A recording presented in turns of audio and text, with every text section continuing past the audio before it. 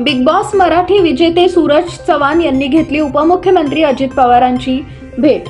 सूरज चव्हाण हा एक गरीब कुटुंबात जन्मलेला तरुण आहे। मोठं कुटुंब आहे। आई वडील लवकर गेल्यानं शिक्षण घेता आलं नाही। आपल्या ग्रामीण भागातल्या शाळा आपल्याला माहीत आहेत। शिक्षणाच्या बाबतीत मागे राहिला, पण रील्स बनवून तो फेमस झाला आणि बिग बॉस मधून त्याला बोलावलं गेलं। सूरज बिनधास्त आहे। त्याच्या स्वभावामुळे तो बऱ्याच जणांना भावला। तो सगळ्यात मिसळून राहिला। माझ्याच गावचा तो मुलगा आहे। मी त्याची पूर्ण माहिती घेतली। घरकुल योजनेत त्याला घर मिळाले, पण त्याला आम्ही आता चांगलं घर बांधून देणार आहोत।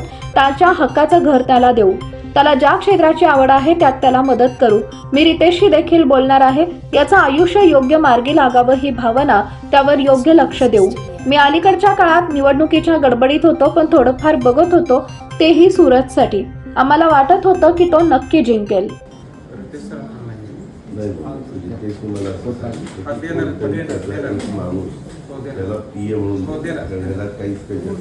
कोंबडखत भरणे, शेणखत भरणे असले कामं करायचं। ही कामं करत शनिवाराला त्यांच्या बाच्यांना सुट्टी असायची, ते हळूहळू ते करत गेलं।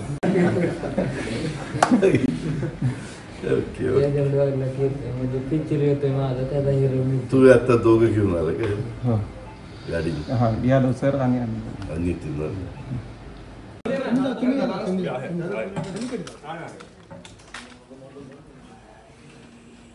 तिचं किती दिवस